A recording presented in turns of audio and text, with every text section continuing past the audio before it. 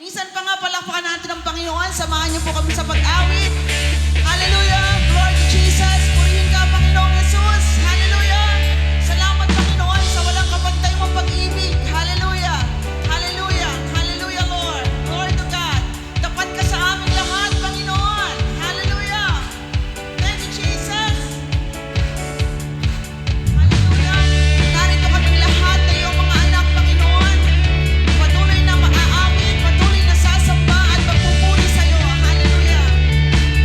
Thank you, Jesus!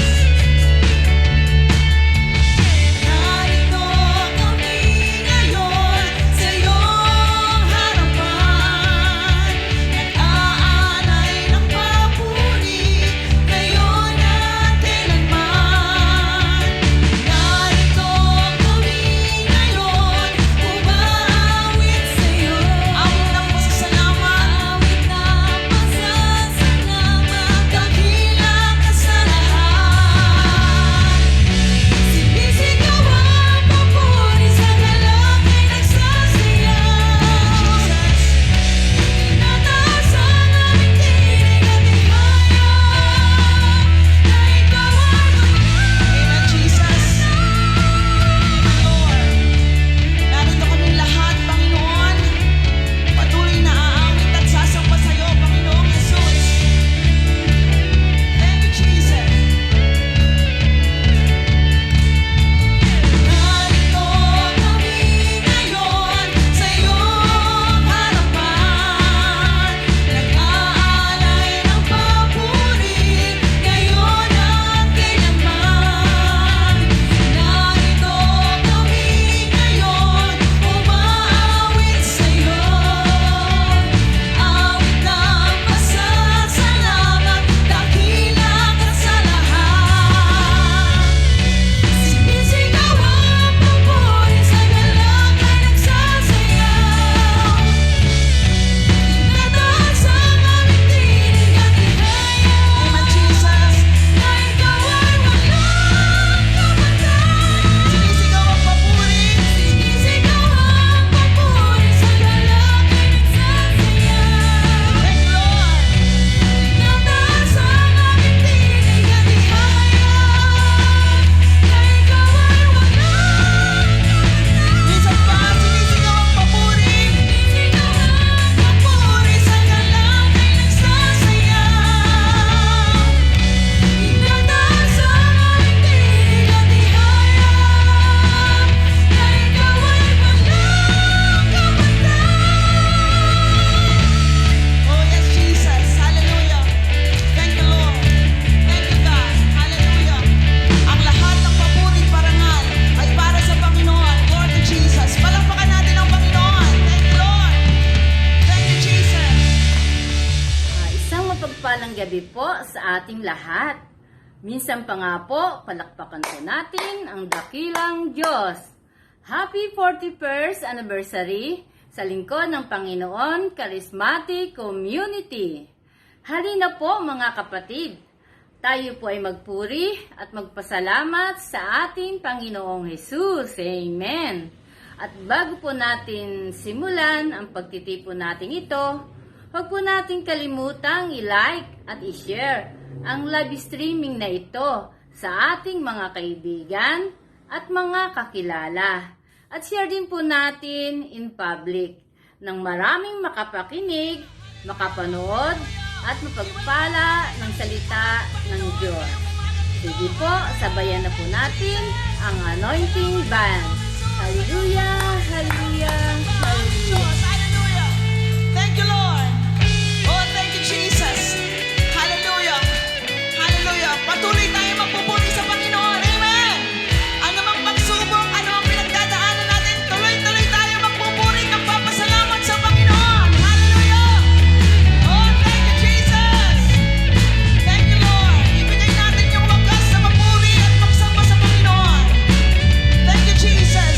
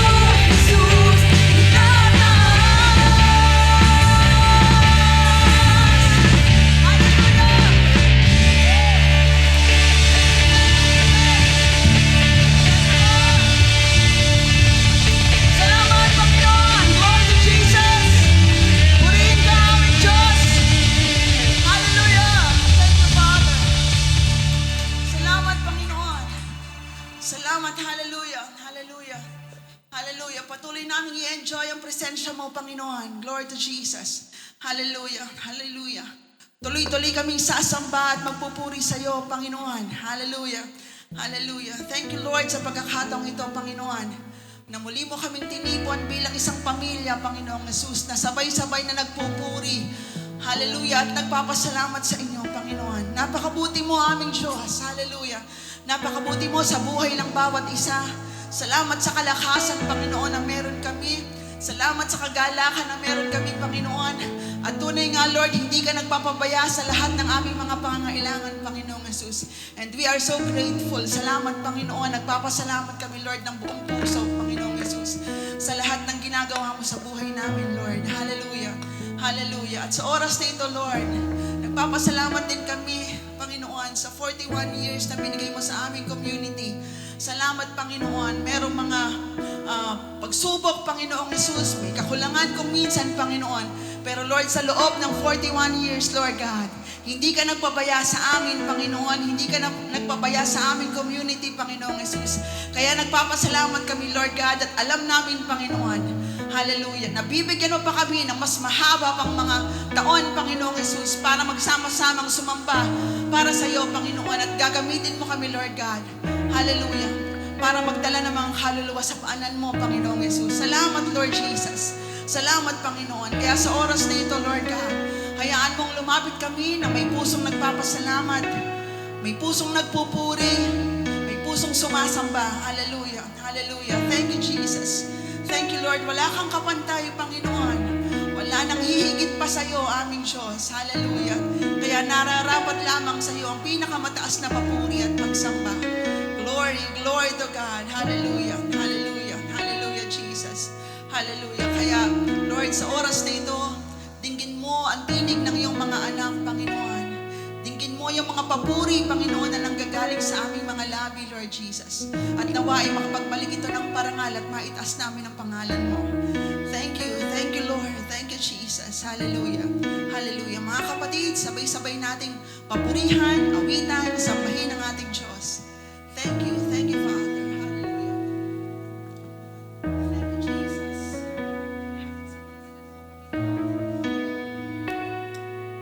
O Diyos, Ikaw ang tunay na dakila sa mundo. Ikaw ang haring nagmahal ng tulad ko. Ginawa mong lahat, pag-ibig mo ay tapat at wagas. O Diyos,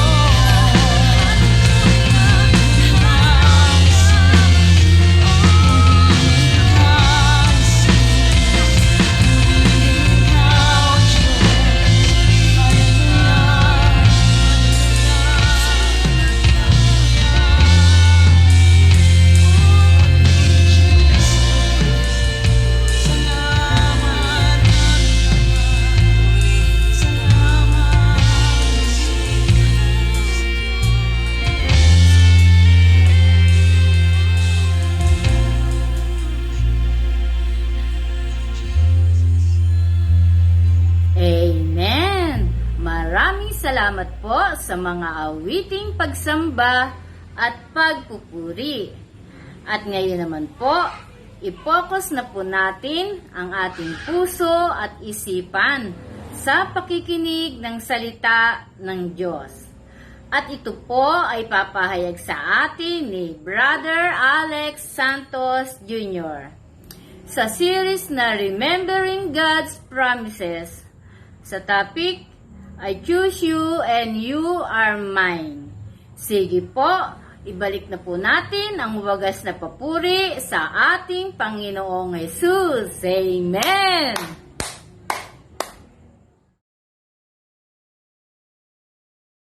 Isang mapagpalang araw po at oras sa ating lahat na ngayon po'y nakikinig at patuloy na nakasubaybay sa ating pong midweek fellowship. Pero bago po ang lahat, nais ko muna pong batiin ang lahat ng aming kapatid sa lingkod ng Panginoon, charismatic community ng isang masaya, mapagpala at umuulan ng kasaganaan na 41st anniversary.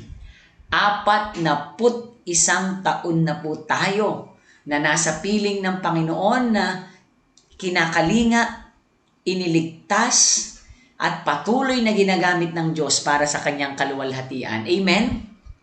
Kaya, sa oras pong ito, nais ko po na sulitin natin ang bawat pagkakataon na tayo'y nakikisalo sa salitang nagbibigay buhay, sapagkat alam ko po, hindi lang tuwing anniversary, kundi araw-araw at oras-oras ng buhay natin bilang mga anak ng Diyos, lagi tayong inspired na makinig at mapagpala ng mga salita ng Diyos. Amen? So para po sa ating pong taon na ito at sa taong darating, ang ating pong tema ay para kay Kristo, ang lingkod patuloy sa paghayo. So ngayon po, hinahamon na tayo ng ating community. Hinahamon na po tayo ngayon ng Panginoon. Ang ating po ngayong tuon ay hindi na lang tungkol sa ating sarili, hindi na lang tungkol sa ating pamilya, hindi na lang din po tungkol sa ating komunidad. Kung ating pong susubaybayan ang ating mga naging tema, di ba? Love begins at home, so tahanan, sa lingkod, pamilya tayo, yung po yung nakaraang taon. Ngayon naman, para kay Kristo, ang lingkod ay patuloy sa paghayo. So ang atin na pong tuon ngayon at strategic direction is about going ye and make all nations disciples of Jesus. Amen? Palakpakan nga po natin ang mga anak ng Diyos na pinagpapala sa community ng lingkod. Kaya po sa amin pong mga masugiding taga-subaybay na hindi pa po nakikita ang kanilang sarili na bahagi ng community ng lingkod, mga kapatid, maniwala po kayo. Ako po, 12 taon pa lang sa lingkod. Actually, going 13 years this coming January 9. Pero ako po ay isa na sa nabiyayaan kung paanong ang lingkod sa loob ng 41 taon ay lubos na ginagamit ng Diyos at kailanman hindi iniwan at pinabayaan ng Panginoon. Amen?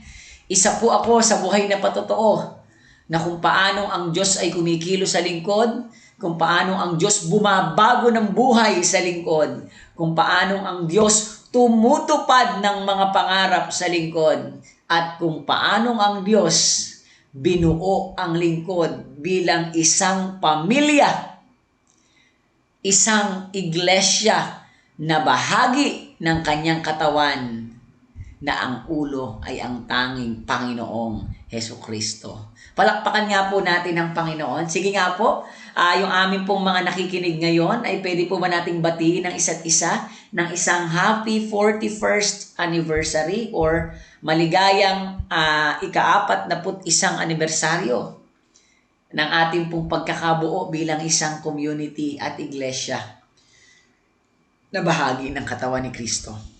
Hallelujah, hallelujah.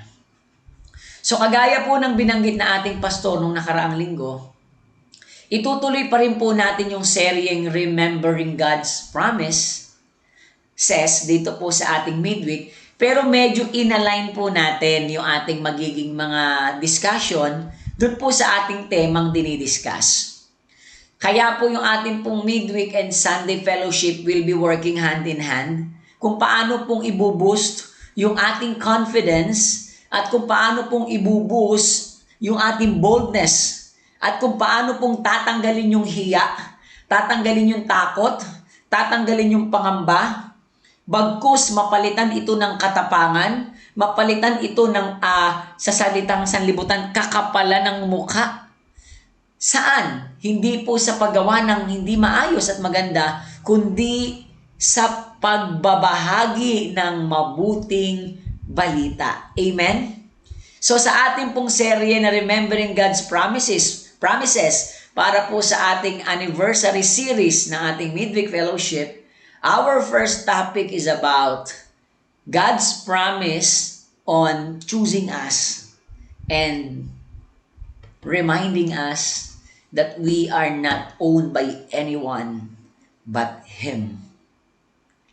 Na isa po sa mga pangako ng Diyos sa atin, I chose you and you are mine. Pinili kita at ikaw ay akin. Hallelujah. So bago po natin simulan, samahan niyo po ako sa isang panalangin. Ama namin sa langit, maraming salamat po sa oras na ito na kami po'y alam namin, sinasamahan niyo para patuloy na lumago sa pagkaunawa. Panginoon, sa oras na to hinihiling namin na kami po ay patuloy mong turuan sa patnubay ng banal mong Espiritu, na nawa Panginoon lahat ng maririnig naming mga salita ay magdulot sa iyo ng kaluwalhatian at magdulot din sa amin, Panginoon, ng kumpiyansa at patuloy na kalakasan ng loob para mapaglingkuran ka namin at maialay namin ang buhay namin sa iyo. Panginoon, sa pangalan ng iyong anak na si Jesus, hinihiling namin na palakasin mo kami at gawin mo kaming karapat-dapat sa harap mo, at sa oras na ito, iniaalay namin lahat ng ito sa iyo, Panginoon. Muli, ito po ang aming samot dalangin sa pangalan ni Jesus na aming tagapagligtas. Amen and Amen. So, sabi nga po natin, isa sa pinakamahalaga na pangako na tinanggap natin bilang isang Kristiyano at anak ng Diyos ay yung malaman natin na tayo pala ay hindi pag-aari ng sinuman. Tayo pala ay hindi pag-aari ng daigdig na ito.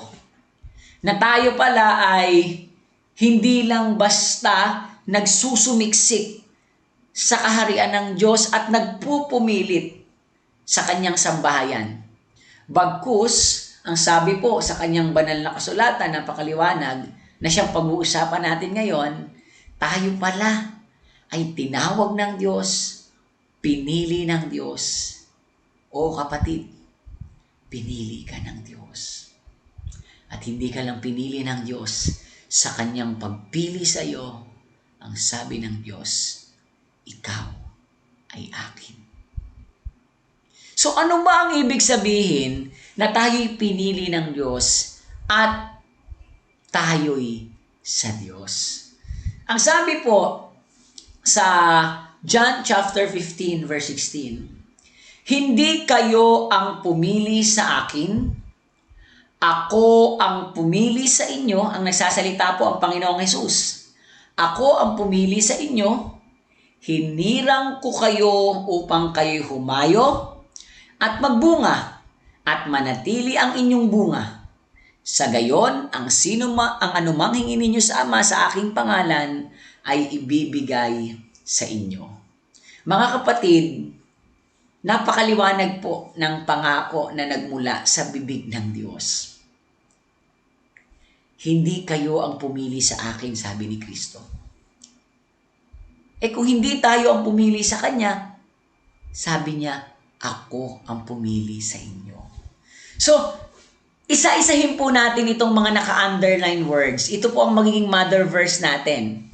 So, simulan po natin doon sa sinabi ng Panginoon na, hindi kayo ang pumili sa akin. Ano ba ang ibig sabihin ng Diyos nung sabihin niyang, hindi kayo ang pumili sa akin?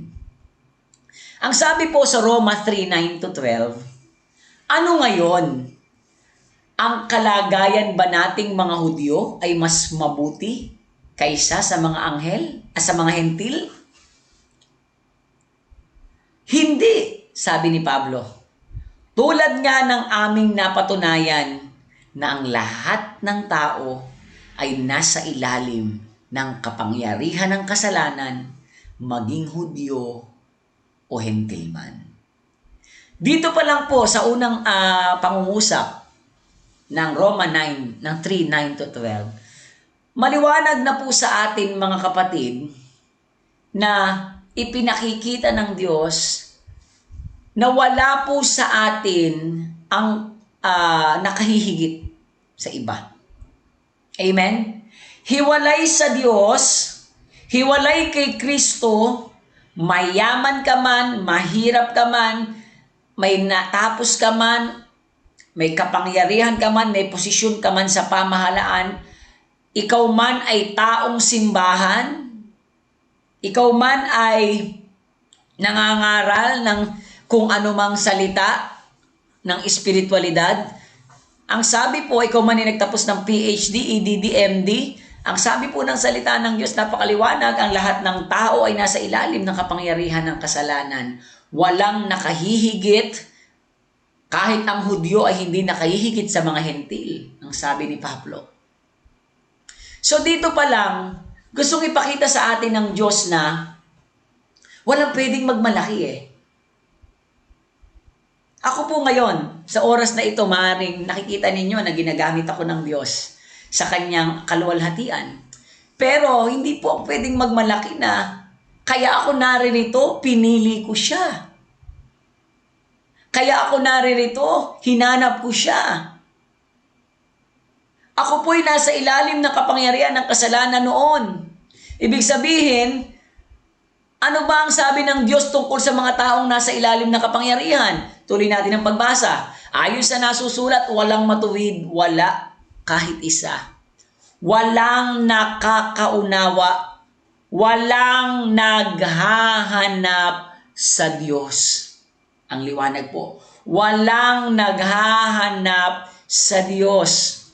So mga kapatid, ngayon pa lang gusto ng Diyos na ipakita sa atin na dalawang bagay.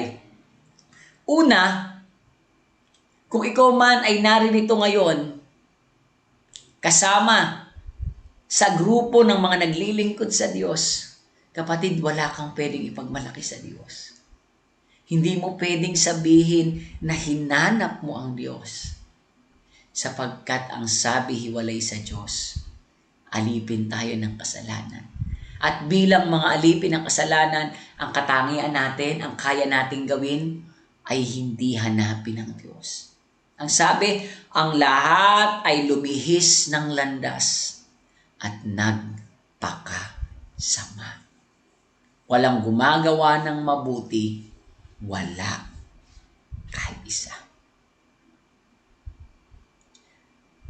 Mga kapatid, yung pangalawang punto dito, gustong ipakita rin sa atin ng Diyos. Na kung ang tingin mo sa iyo ay mahina, walang alam gawin, walang kayang gawin, hindi naman ako kagaya ni Brother Alex na baka magaling magsalita, matalino. Hindi po totoo yun mga kapatid eh. Kasi po, sa ministeryo, ang pinaglilingkuran natin si Kristo. At sa harapan ni Kristo, wala po lahat ng pinagmamalaki natin sa sanlibutan. Amen? Hindi po nagiging kalamangan ng aking talino. Hindi po nagiging kalamangan ang itsura, ang pera, ang yaman ng kapangyarihan. So, ibig sabihin, dito pa lang, God is giving us equal opportunity. Amen. Dito pa lang gustong ipakita ng Diyos na hindi mo kailangan na piliin siya para piliin ka niya. Amen? Lalo na't isa ka doon sa mga tao na pagod ng pumili, pero sa huli, hindi ka rin pinipili. O kaya naman, pinili kang minsan, pero iniiwan ka rin. O maaaring ikaw yung tao na may ganun yung halimbawa sa magkakaibigan, yung bang bilong ka pag marami, pag magaling ka, pag may kaya kang gawin, pag may pinakikinabangan sa'yo. Pero pag naghiwa-hiwalay na yan, wala nang pumipili sa'yo. Walang may gusto sa'yo. Sabi nga sa sanlibutan, walang may paborito sa'yo. Ngayon po, God is giving us equal opportunity before Him. Walang pumili at humanap sa Diyos. Wala kahit isa. Ibig sabihin, walang magaling, walang mahusay, walang matalino, walang masipag sa harapan ng Diyos kung hindi niya tatawagin. Amen? Pero, maaring mangangatwiran tayo ngayon, mga kapatid. Parang sa tingin ko naman, mabait naman ako. Sa tingin ko naman, hindi ako kasama dyan sa Roma 3:9-12. Bagamat yan ang sabi, wala kahit isa. So sige, I will give you the benefit of the doubt na sige, nag-effort ka para hanapin ng Diyos. Nag-effort ka para saliksikin ng Diyos. Pero ano sabi ng Roma 3:23 pag tinuloy mo ang pagbasa sa verse 23? Sapagkat ang lahat ay nagkasala. So siguro dito walang kokontra sa atin na lahat tayo may kasalanan sa Diyos noon. At nagkasala minsan sa buhay natin. Kung hindi nga minsan, baka madalas So dito pa lang may equal footing na tayo, wala sigurong kokontra dito. At ang sabi, dahil ang lahat ay nagkasala, walang sino mang nakaabot sa kaluwalhatian ng Diyos. So sige, I will give you the benefit of the doubt. I will not invalidate your argument na sige, hinanap mo ang Diyos. Sige, nagpakasipag ka para masaliksik mo ang Diyos. Nag-aral ka pa ng teolohiya, nag-aral ka pa sa kolehiyo, masterado, doktorado para saliksikin ng karunungan ng Diyos. O sige, bibigay ko yung benefit na yan sa iyo. Pero kapatid, ang sabi ng Diyos, dahil lahat tayo nagkasala, walang sino mang nakaabot sa atin sa kaluwalhatian ng Diyos. In short, wala pa rin. Hindi pa rin iyon sapat para sabihin natin na pinili natin ng Diyos. Kaya tayo naririto. Na ang dahilan kung bakit tayo naglilingkod, ang dahilan kung bakit tayo nakahaharap sa Diyos dahil pinilit hinanap natin siya. Kapatid, walang sino mang karapat-dapat sa paningin ng Diyos. Walang sino mang nakaabot sa kaluwalhatian ng Diyos. Kaya nga po sabi sa Efeso 2:8-9, sapagkat dahil sa kagandahang loob ng Diyos, hindi dahil sa kabutihan ng kalooban mo, kundi sa kabutihan at kagandahang loob ng Diyos, naligtas tayo sa pamamagitan ng pananampalataya. Ito'y kaloob ng Diyos. Sa English, it is a gift from God. Regalo, bigay, hindi sweldo dahil sa ating pagsisikap. Hindi mula sa inyong sarili. Di ba? Ang linaw. Sige, may ginagawa ka. Sige, nagpapakabait ka. Sige, nagpapakabuti ka. Sige, pinipilit mo maging mabait na mamamayan. Sige, ikaw na yung magaling. Ikaw na yung mabait. Ikaw na yung pumipili ng tama. Pero kahit ikaw yun, ang sabi, hindi dahil sa sarili mo. Hindi ito bunga ng iyong mga gawa, sabi ng Bible. Kaya't walang may pagmamalaki ang sino man. Wala pong pwede na sino mang lingkod ng Panginoon ang magsasabi na kaya ako nasa harapan ninyo ngayon dahil ako ang pumili sa Diyos. Ako ang humanap sa Diyos.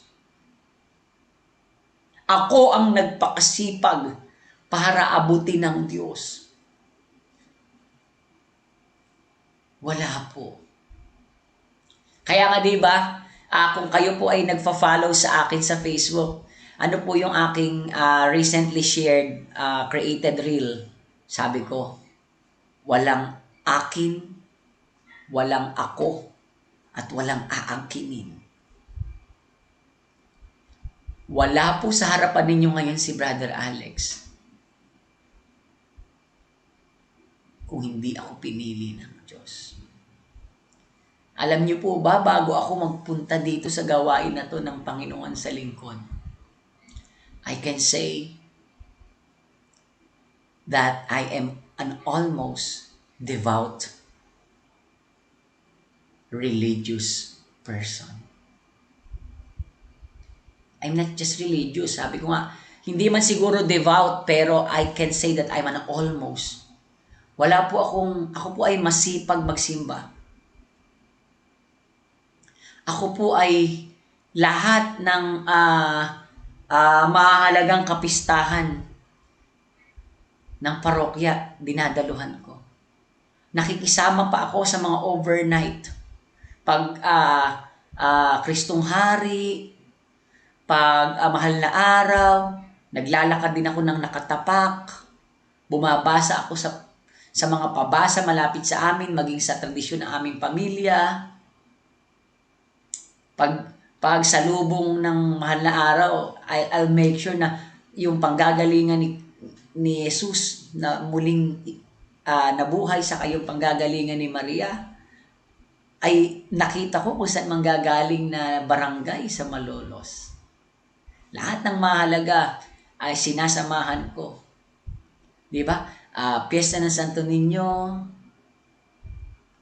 basaan sa San Juan, basaan sa Sabitan, piyesta ng Canalate, piyesta ng Santiago, piyesta ng Baraswain, piyesta ng Immaculada Concepcion.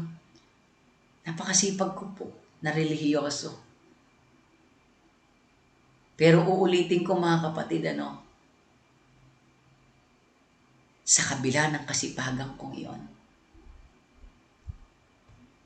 masasabi ko na hindi iyon ang dahilan kung bakit ako naririto sa harapan niyo ngayon.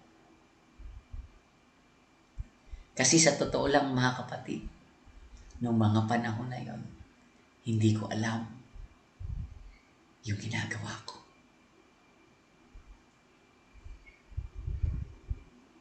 Ang tanging alam ko lang, yun ang tradisyon na kinamulatan ko. Ang tanging alam ko lang, dahil kulang ako sa kaalaman ng salita ng Diyos, yun ang tama. Yun ang mabuti.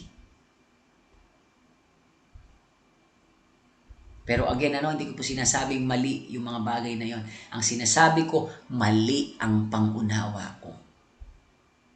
Hindi ko sinasabing mali na gawin mo yon. Hindi ko sinasabing mali na maging relihiyoso ka. Hindi ko sinasabing mali na mag-devout ka ng sarili mo sa relihiyon. Ang sinasabi ko po at pinapatotoo ko sa inyo, sa buhay ko, hindi ko alam yung ginagawa ko noon. Hindi ko alam yung dahilan bakit ako nagpapaka-religious. Pero kung meron man akong alam, isa lang siguro yung masabing mabait ako. Yung masabing nagsisimba ako. Yung masabing may ginagawa ako para sa Diyos, kaya dapat dinggin ng Diyos ang aking mga dasal. Pero alam niyo po, the moment na narinig ko ang mga salita ng Diyos dito sa lingkod, I just realized one thing. Wala pala akong alam. Na-realize ko, kaya ako pinapatotoo, hindi ko pala alam yung ginagawa.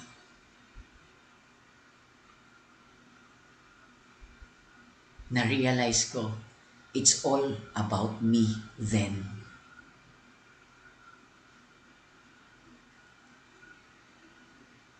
So, hindi po ako ang pumili sa Diyos sa kabila ng aking kasipagan.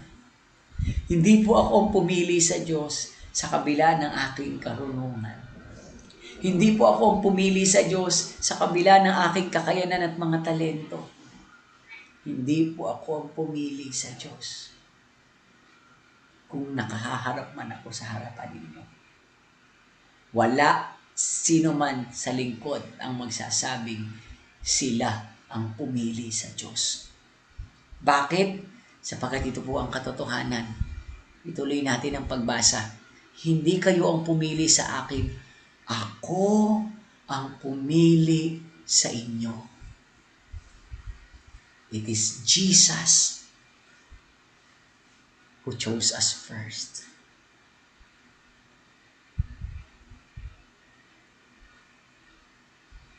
Nung ako po'y nagpapakasipag noon, ligaw ako. Hindi ko ginagawa yun dahil pinipili ko ang Diyos. Ginagawa ko lang yun dahil pinipili ko ang aking sarili. Pinipili kong isatisfy ang ego ko na masabing ako yung religious person. I'm just choosing my ego to be identified as a devout Catholic. I am choosing my ego to be recognized in the religious group. Kasi gusto kong mag-choir, gusto kong mag-lay, ang dami kong gusto. Ang gusto kong maging lingkod sa simbahan. For myself. To be part of a group na may recognition. So all I want then is recognition from people. Ang gusto ko nun, mapansin ako kasi, di ba lagi kong sinasabi sa inyo, KSP po si Brother Alex. Kulang sa pansin si Brother Alex. Hindi ko alam kung bakit. Kaya nga nag-aaral ako, lagi sabi sa akin ng teacher ko noon, KSP daw ako. Kasi maingay ako, magulo ako, maharot ako. KSP ako, kaya I always wanted to be seen. I always wanted to be recognized. I always wanted to be identified as ahead of others. Yun lang ang dahilan ko noon. Kaya hindi ko po pinili ang Diyos. Pero sa kabila na ako ay nasa kaligawan, sa kabila na ako po ay nasa gitna ng kawalan, ako ay pinili ni Kristo. At ganon din po kayo. Sa oras na to, nakikinig ka ng salita ng Diyos, kapatid. Ang mensahe sa iyo ngayon ng Panginoon, pinipili ka niya. Pinipili ka ni Kristo. Kung walang pumipili sa iyo, eto si Jesus ngayon, pinipili ka. Kung sa tingin mo walang nagpapahalaga sa iyo, eto si Jesus, pinahahalagahan ka kasi pinipili ka. Brother Alex, kahit mahina ako, pinipili ako ni Kristo. Kahit wala akong alam gawin, kahit hindi ako sintalino ng mga kakilala ko, kahit hindi ako mayaman, kahit ako ay dukha, kahit ako ay kapuspalan, kahit ako'y baon sa utang, kahit ako'y maraming kasalanan, talaga ba pinipili ako ni Kristo? Kahit ako'y maraming nagawang pagkakamali sa buhay ko, kahit marami akong desisyon na hindi ko pinag-isipang mabuti, kahit marami akong bagay na nakasakit ng kapwa, nakasakit ng Panginoon, nakasakit sa Diyos at hindi naging kalugod-lugod, sinasabi mo, Brother Alex, pinipili ako ng Diyos. Ano po ang sabi sa 1 Corinto 1:26-31? Mga kapatid, alalahanin ninyo ang inyong katayuan ng noong kayo'y tawagin ng Diyos. Nung piliin kayo ng Diyos, ano daw ang katatayuan nung piliin, nung tawagin, nung masumpungan tayo ng Diyos? Who are we then? Who were we then? Ayon sa pamantayan ng tao, iilan lamang sa inyo ang matatawag na marunong, makapangyarihan, at maharlika. Ilan lang daw. Ibig sabihin, karamihan po sa atin, nung tawagin, nung piliin ng Diyos, Hindi tayo mayaman, hindi tayo marunong, hindi tayo makapangyarihan. Tuloy ko po ang pagbasa. Subalit pinili ng Diyos ang mga naturingang hangal sa sanlibutan upang hiyain ang marurunong. Imagine niyo, no? Yung laging pinapatotoo sa atin sa fellowship, yung ating buhay, yung ating kapatid na si Sister Adele, hindi po yun nakapagtapos ng kolehiyo. Hindi ko nga alam kung high school nakarating eh. Pero pag nangaral ng salita ng Diyos, nag-i-English pa. At mape-bless ka. Sa kabila ng kamangmangan, pinili ng Diyos. At pinili niya ang mga naturingang mahihina upang hiyain ang mga malalakas. Mahiyain ka? Sa tingin mo wala kang talento? Sa tingin mo wala kang kayang gawin? Sa tingin mo walang unique sa iyo? Kapatid, pinipili ka ng Diyos at pinili ka ng Diyos. Pinili niya ang mga pangkaraniwang tao, ang mga hinahamak, ang mga mahihina sa sanlibutang ito upang ipawalang saysay ang mga kinikilala ng sanlibutan. So mga kapatid, kung sa tingin mo wala kang galing, God is choosing you right now. Kung sa tingin mo wala kang kayang ibigay, hindi totoo yan. God is choosing you right now. Kung sa tingin mo hindi kasing gwapo ni Brother Alex, buti na lang. Pinipili ka ng Diyos. Sabi ko nga, wala. Sino ba si Brother Alex? Ako to eh. Ako tong pangkaraniwang tao. Hindi naman ako galing sa isang kilalang pamilya.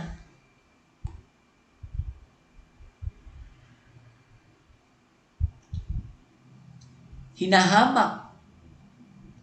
Nung ako po'y bata, ako'y tampulan ng tukso.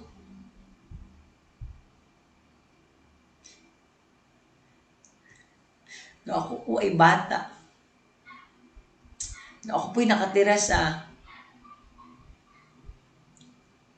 bahay ng lolo ko kasi hiniram ako sa mga magulang, sa nanay ko. Ramdam na ramdam ko yung pag-iisa. Lahat ng pinsan ko,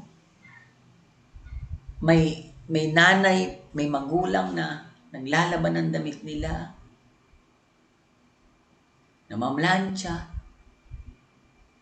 nagluluto sa umaga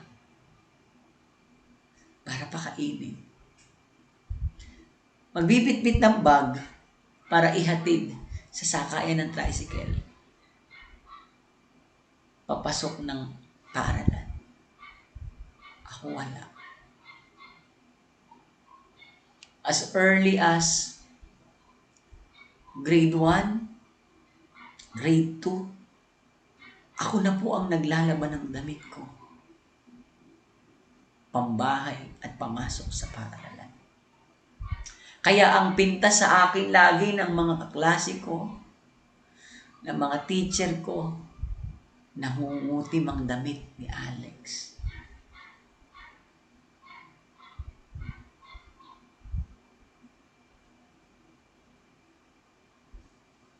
Hinahamak.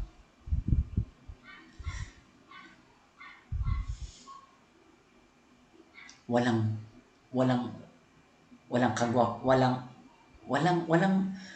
maipagmamalaking katangian. Kaya nga naman nung ako'y nag-high school, pinilit kong mag-rise above. Kaya tumakbo ko SSG President.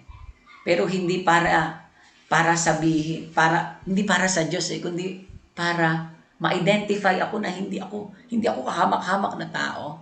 I can excel. Nagpakasipag ako. Nagpakasipag ako sa anumang pinataha kong landas. SSG president. Sa klase, I always wanted to be top 1. Kaya sa biyaya ng Diyos, consistent ako na top 1. Tapos nag-valedictorian ako ng klase. Pero sa huli, wala pa rin. Sabi ko nga sa sharing ko, sa kabila ng lahat ng yon, isa pa rin akong kabataan na may sirang pangarap dahil sa kahirapan. Kailan lang po nabago ang buhay ko? Yung hinahamak na si Brother Alex noon, yung Brother Alex na hindi kilala, na isang pangkaraniwang tao, walang may gusto, walang may paborito na kaibigan. Nahanap ka lang pag may kailangan sila sa iyo. No, talino nga ako sa math eh. Doon lang nila ako hinahanap pag kailangan nila ng talino ko. Pag hindi na nila kailangan yung talino ko, wala na pumipili sa akin. So I have nothing to talk. I have no one to talk to. Pag problema na yung pinag-uusapan.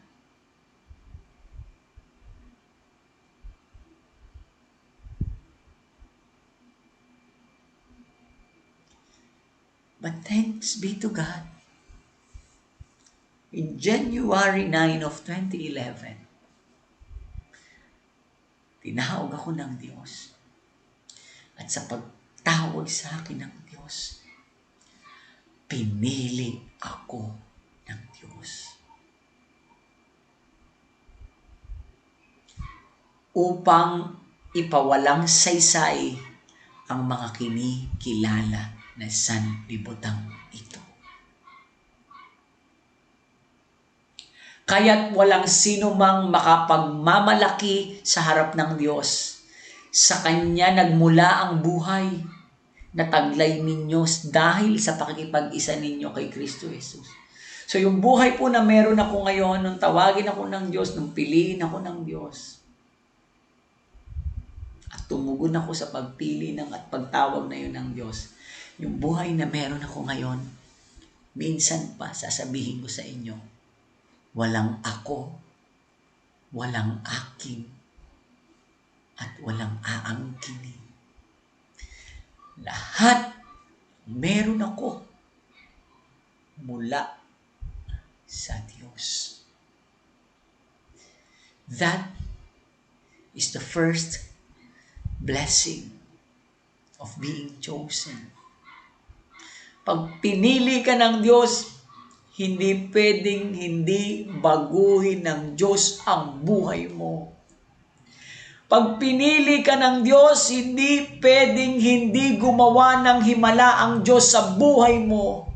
Pag pinili ka ng Diyos, hindi pwedeng hindi niya alisin sa iyo yung mga pinagdaraanan mong pasakit at hirap sa sanlibutang ito. Sabi nga, na siyang ginawang karunungan natin. Sa pamamagitan din niya, tayo itinuring na matuwid, ginawang banal at iniligtas ng Diyos. That is the three basic benefit of being chosen. When God chose you, you will be treated righteous. You will be holy. And God will save you. Palakpakan nga po natin ang Panginoon. Ililigtas ka ng Diyos, and once save, always save. Hindi pwedeng hindi gumawa ng himala ang Diyos sa buhay mo. Kung ang tingin mo sa sarili mo, black sheep ka ng pamilya, sinong may gusto sa'yo? Eto si Kristo, gusto ka niya. At gusto niyang gamitin yung black sheep ng pamilya para maging patotoo ng katuwiran at kabanalan sa harap ng maraming tao. Palakpakan po natin ang Panginoon. Kung sa tingin mo isa kang ex-convict, kung sa tingin mo isa kang dating kriminal, dating galing sa bilangguan, dati kang pasakit ng iyong mga magulang, pinipili ka ngayon ni Kristo habang nakikinig ka ng salita ng Diyos. Gustong gamitin ni Kristo ang buhay mo para maging patotoo ng kanyang kabutihan, kaluwalhatian, pag-ibig, pagmamahal, pagliligtas, at pagkalinga magpakailanman. Kung mahirap ka, sa tingin mo wala kang kayang ibigay, ang Diyos maraming ibibigay sa iyo.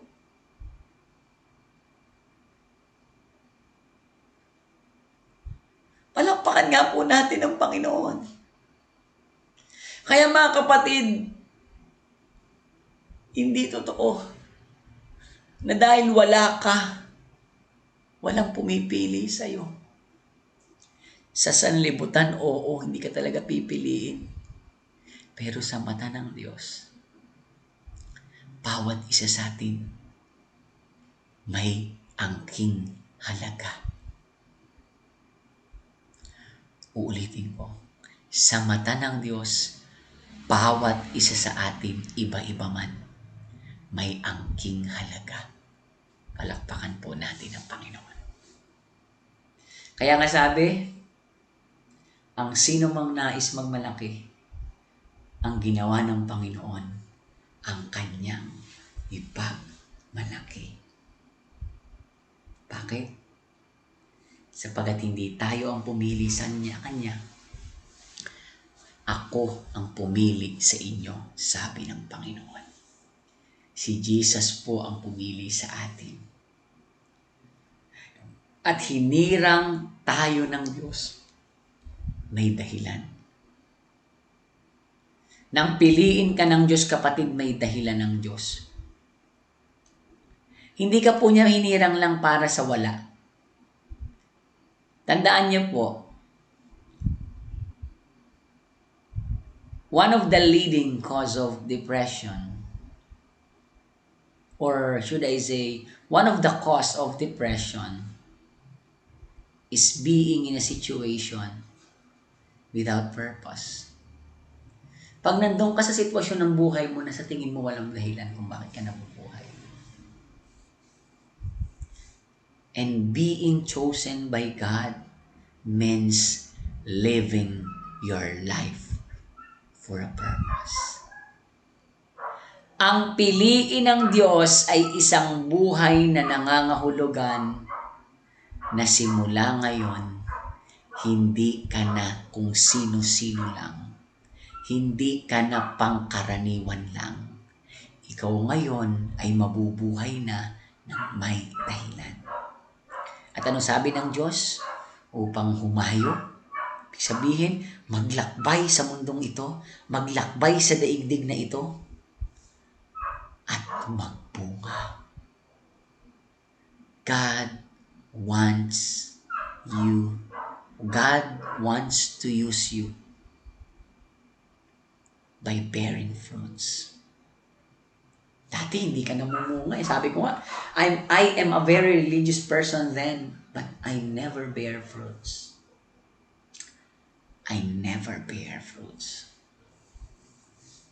Sabi ko nga, yung talino ko, yung galing ko nun sa sanlibutan, I never bear fruits. Walang ni isa doon ang nakapagbigay ng tunay na nais ng puso. No, nare-recognize ka kasi matalino ka.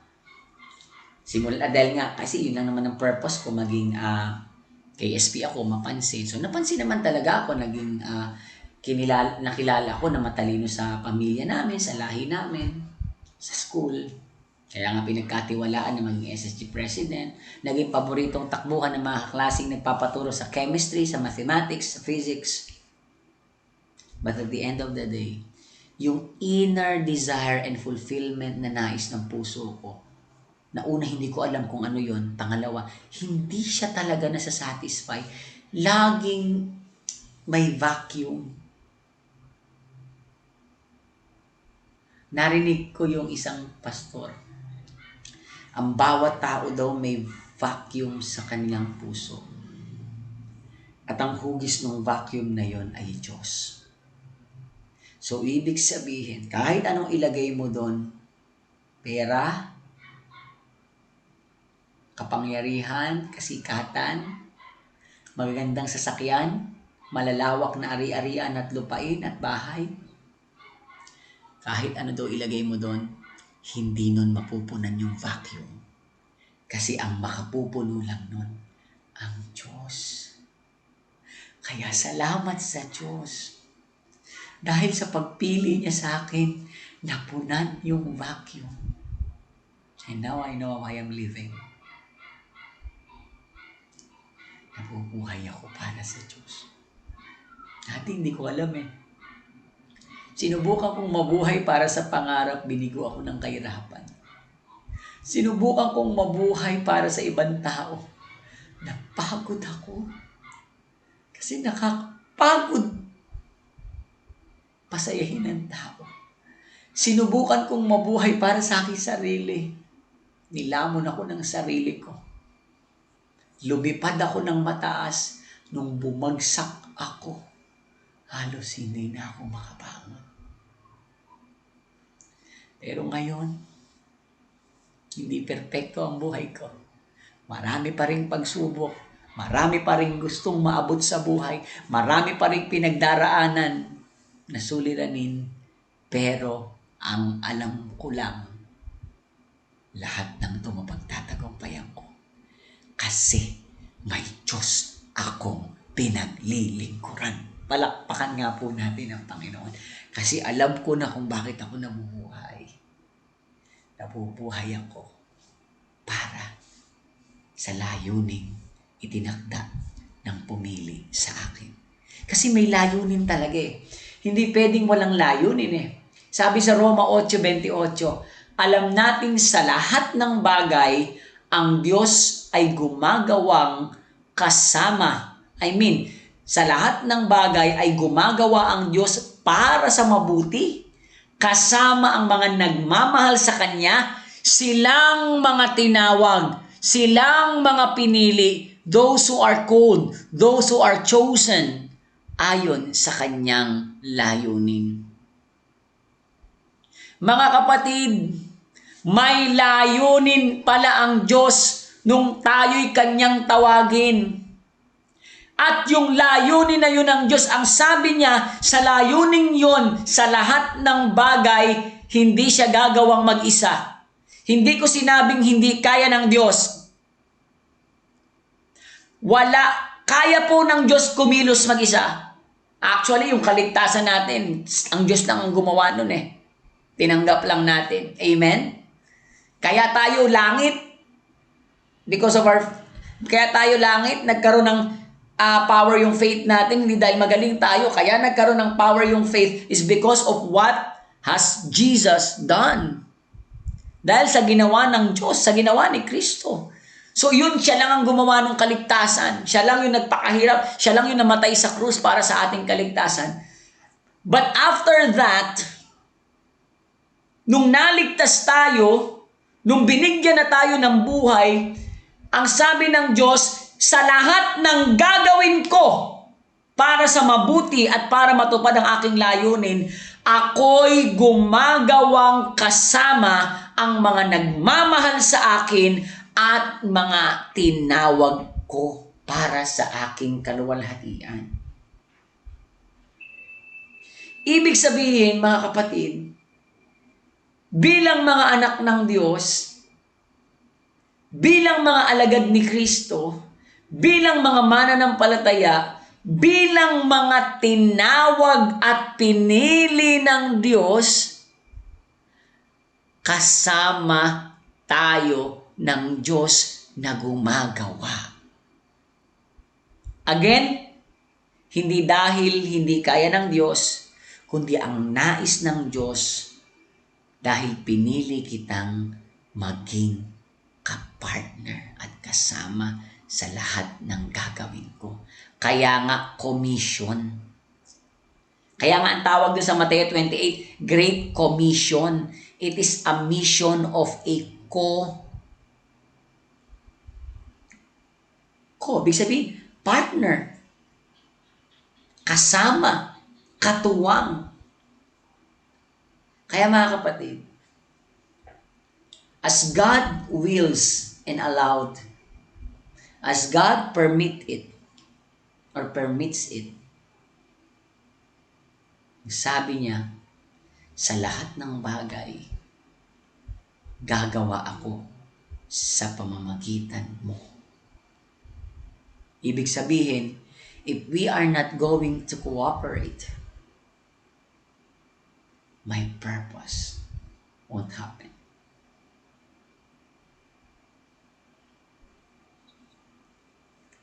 Yung layunin kagaya sa buhay ko, itong layunin ng Diyos sa buhay ko ngayon na mangaral ng salita ng Diyos, hindi ito magaganap kung hindi napagamit ang lingkod. Kung walang lingkod, wala si Brother Alex ngayon.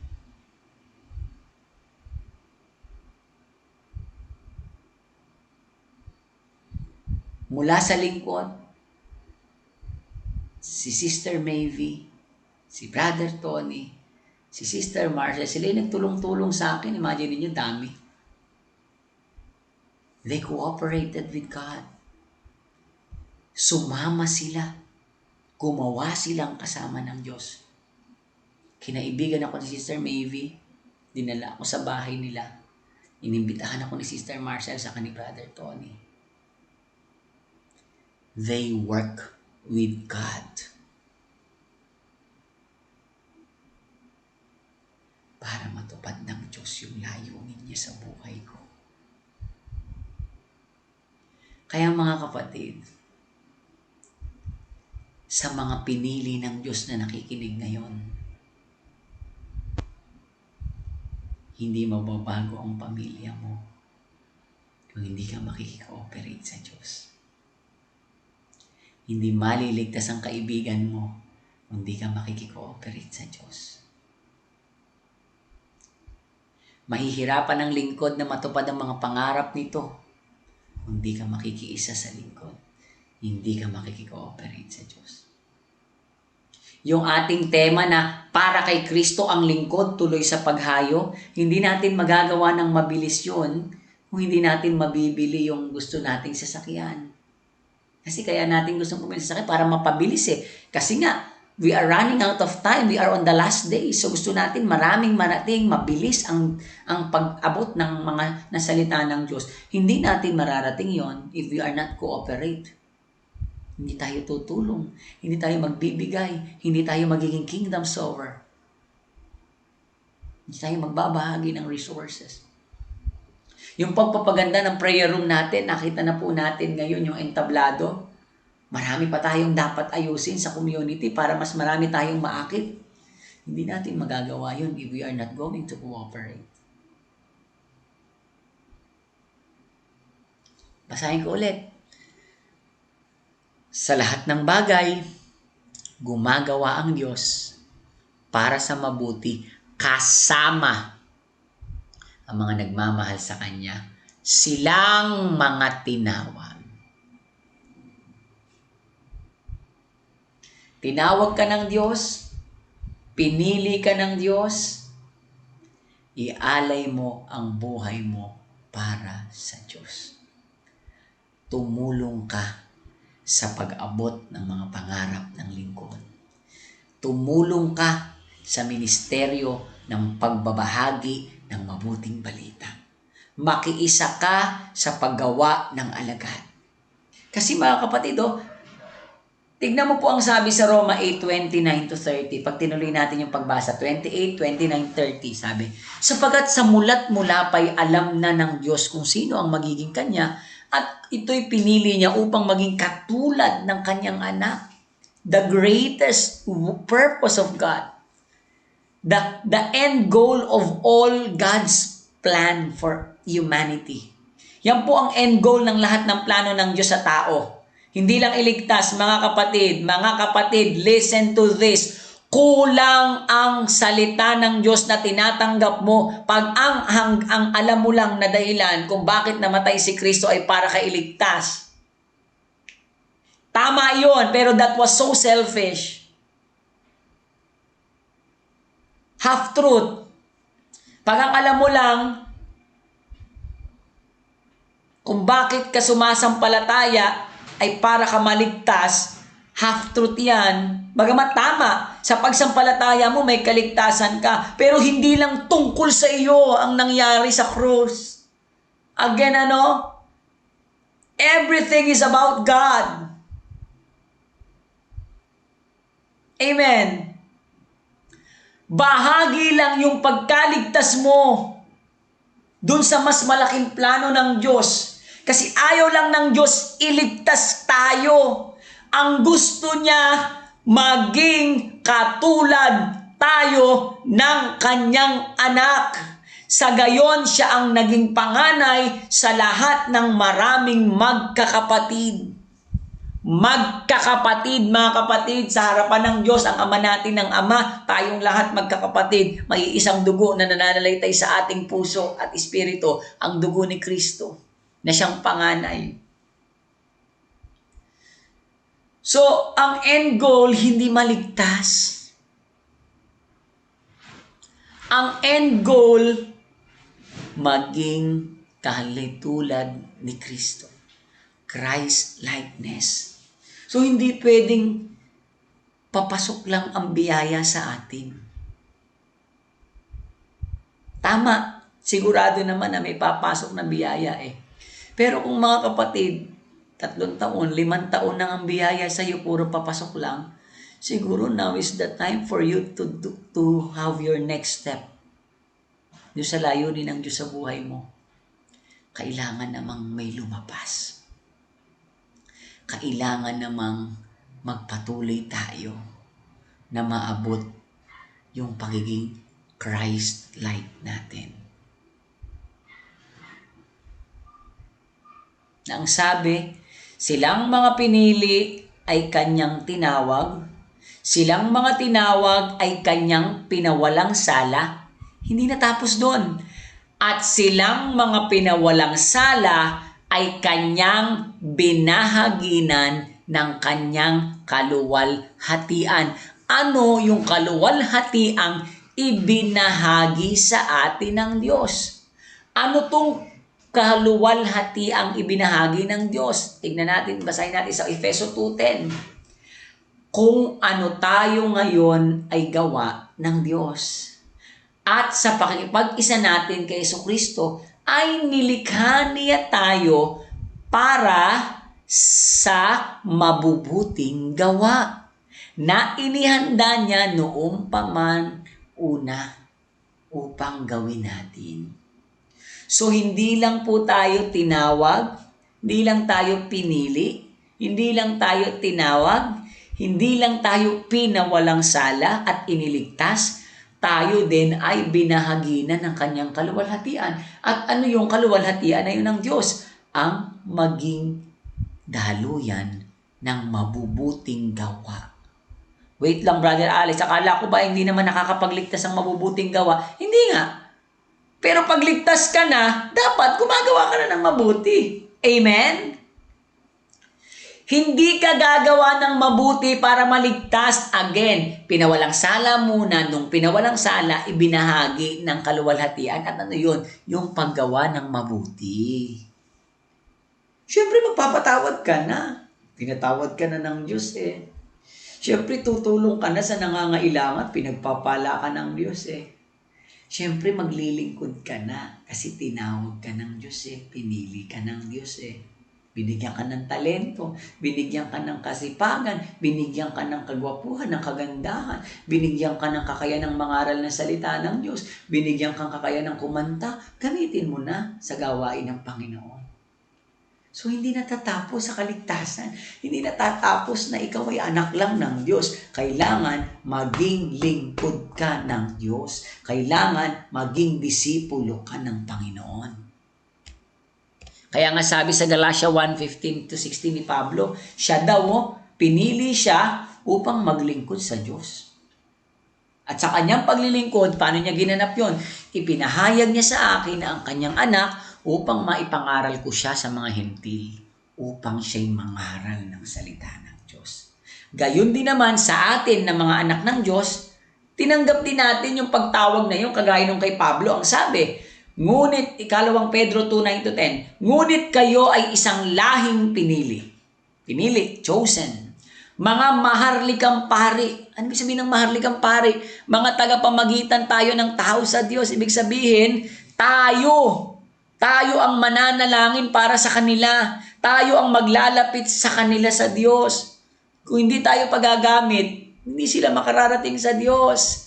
Isang bansang hinirang, bayang pag-aari ng Diyos. So we are not just chosen, we are God's possession. Sabi nga, you are mine, sabi ng Panginoon. Pinili upang magpahayag ng mga kahangahangang ginawa niya. Yun pala yung kaluwalhatiang tinutukoy. Yun pala yung ibinahagi sa ating kaluwalhatian, yung maging kagaya tayo ni Kristo. Ano ba ang ginawa ni Kristo? Ipahayag ang kahangahangang ginawa ng Diyos.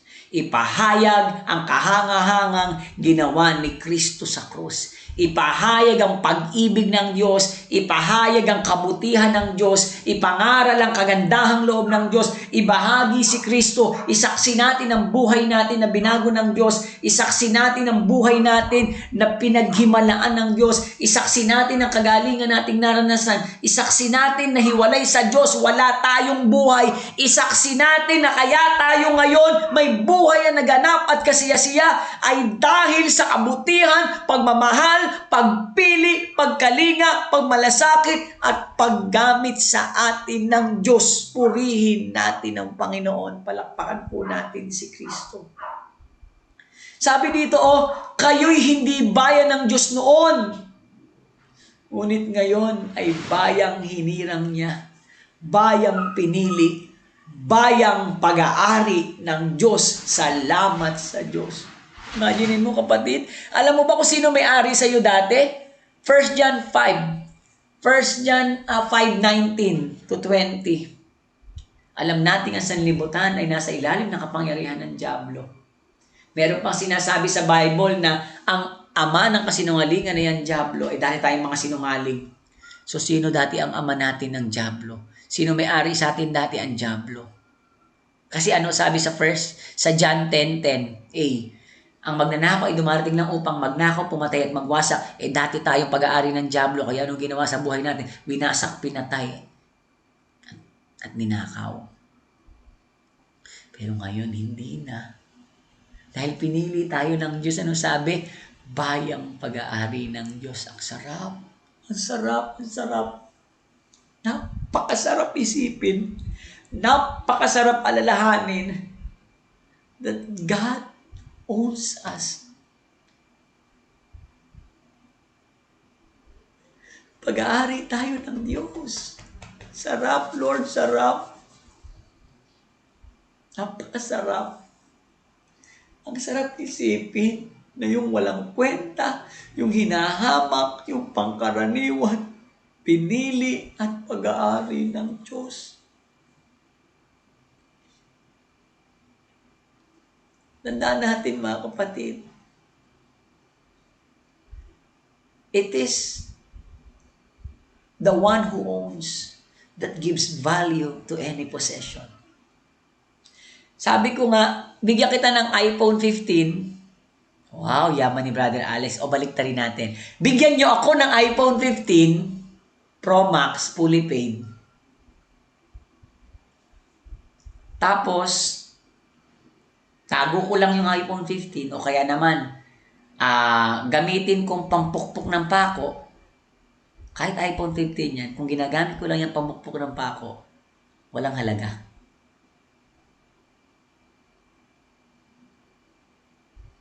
Are you getting my point? Pag hindi na ma-maximize yung capacity, pag hindi nagagampanan yung tunay na layunin, wala siyang halaga. So, who gives value to any possession? It's the one who owns it. Ito yung ginagamit ko pang click ng aking PowerPoint. Kung hindi ko alam na pwedeng gawin yun, pindot ako ng pindot. So, walang kwenta to. Ginagamit ko lang na mouse, pwede ko palang gawing clicker. So I am the one who gives value to this. Actually, dalawa ang nagbigay ng value dito Nung ito yung ginawa, ang totoong nagbibigay ng value talaga sa isang bagay. First is the creator. Second is the one who owns. Nangyari lang na yung nag-create, siya ding may-ari sa atin, ang Diyos. So, napakasarap na dahil pag-aari tayo ng Diyos, mahalaga tayo sa Diyos. At gusto ng Diyos, bigyan ng silbi ang buhay mo. Kaya ipaglingkod natin. Gamitin natin. Kasi kapatid, hindi lahat tumutugon sa pagtawag ng Diyos. Kasi pag di ka naman tumugon sa pagtawag ng Diyos, wala din So dahil tinawag tayo at ngayon tumugon tayo, sulitin na natin. Sabi nga sa John 20:21-22, sumainyo ang kapayapaan kung paanong sinugo ako ng Ama, sinusugo ko rin kayo. Humayo tayo. Samahan natin ang lingkod. Sabi nga sa Mateo 28:18-20, humayo kayo, gawin ninyong alagad ko ang mga tao sa lahat ng bansa. Bautismohan nyo sila, ibig sabihin, isama nyo sila sa lingkod. Ibig sabihin ng bautismo isama nyo sila sa church, gawin nyo silang bahagi ng iglesia, at turuan ninyo silang sumunod sa lahat ng iniutos ko. So we really need ministers, servant, para maturuan natin silang lahat. At ang assurance na meron tayo, kasama natin lagi ang Diyos. So that's the purpose of our calling. Kaya tayo pinili ng Diyos kasi gusto niyang gamitin ang buhay natin sa kanyang kaluwalhatian. Kaya naman ang sabi sa Isaiah 43, huwag kang matatakot, magpakatatag ka, sapagkat ililigtas kita. Tinawag kita sa iyong pangalan, wow! Ganun kakahalaga sa Diyos. Pangalan mo pa ang tinawag niya. Ikaw ay aking sarap. Ang sarap talaga. Ang sarap isipin na ako ay sa Diyos. Salamat, Panginoon. Salamat. Dati hindi ko alam saan papunta ang buhay ko.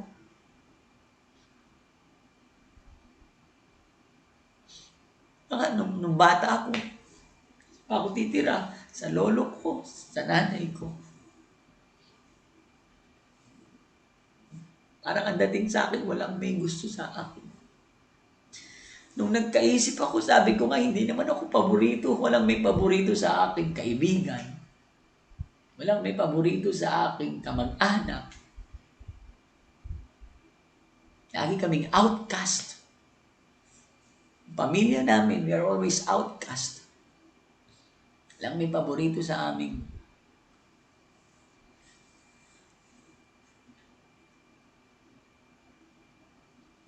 Pero ngayon, paborito ako na, hindi naman paborito, pinili ako ng Diyos.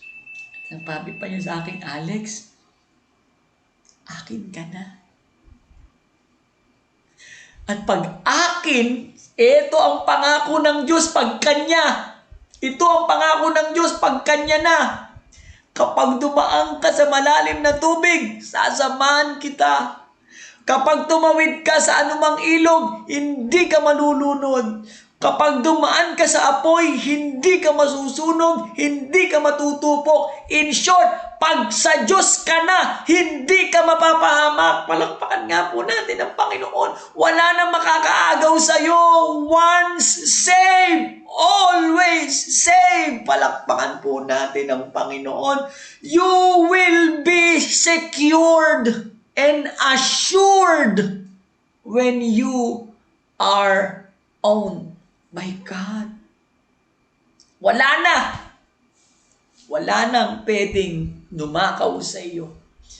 Kasi ang Diyos, ang sabi, sapagkat hindi nagbabago ng isip ang Diyos tungkol sa kanyang mga kaloob at pagtawag.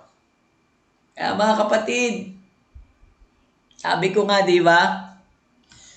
Anong meron yung tupang naligaw? May 99 naman eh. Bakit iniwan yung 99 at hinanap yung isa? Anong meron yon? Hindi siguro dahil magaling yung tupa. Naligaw nga eh. Di matigas ang ulo noon. Yung nawawalang salaping pilak.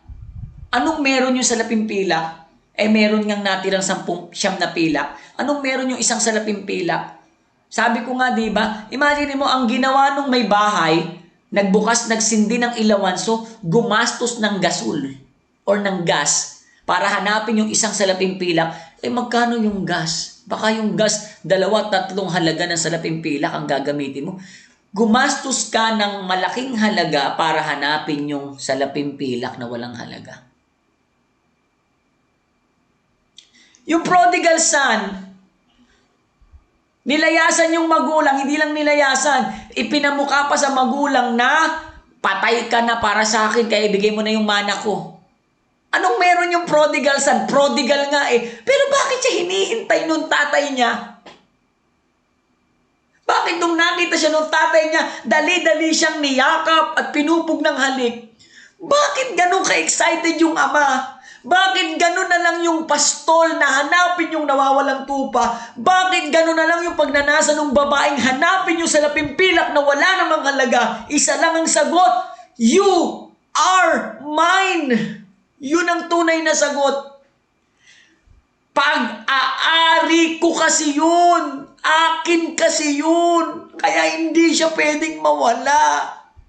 Hahanapin ko siya.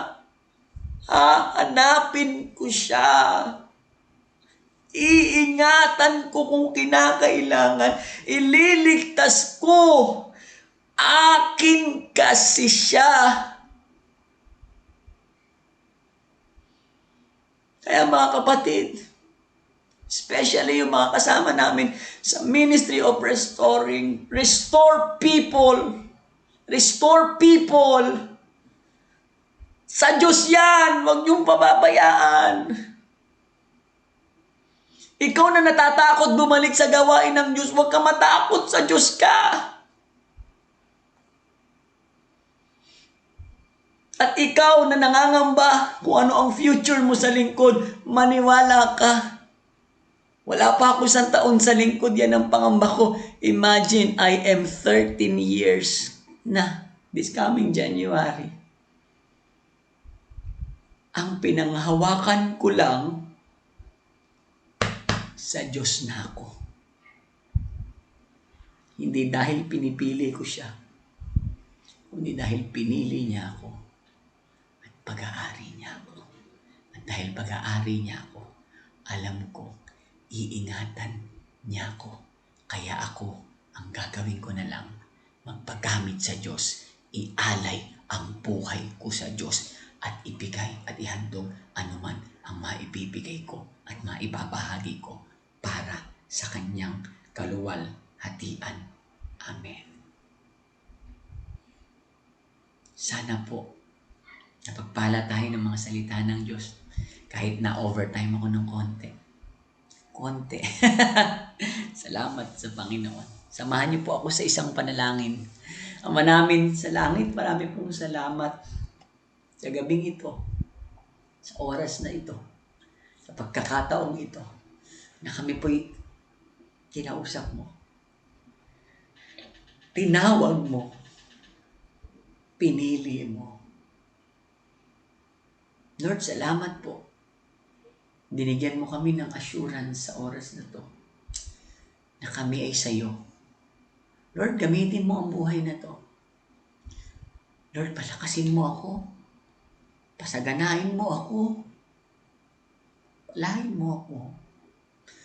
Palakasin mo ako, Lord. Lord, yung masakit sa akin, pagalingin mo. Lord, yung kulang sa akin, punuan mo.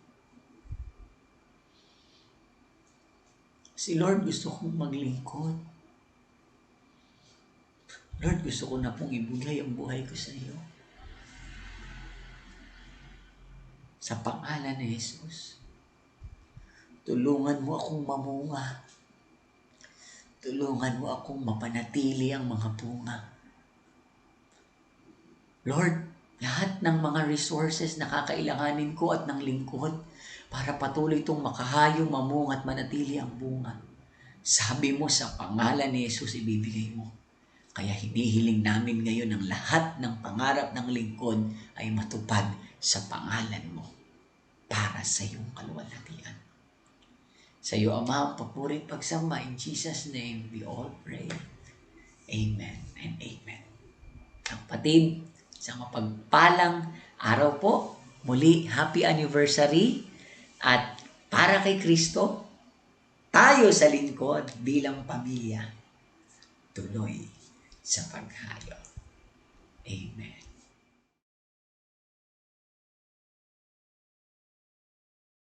Amen. Alam ko po na pagpala tayo ng salita ng Diyos sa gabing ito. At muli po, magkita-kita tayo sa darating na Miyerkules, Midweek Fellowship, 6 to 8 p.m. po. At meron din Youth Fellowship, 5 to 6:30 p.m. At meron din po tayong Sunday Fellowship, 9 to 11 a.m. At meron din pong 2 to 4 p.m. At bilang pagtatapos ng ating gawain, ang pastor natin, mahal natin. Ang community natin ng lingkod, mahal natin. Siyempre po, pamilya natin, mahal natin. At ang tema po ng taon, para kay Kristo, ang lingkod, patuloy sa paghayo. God bless us all.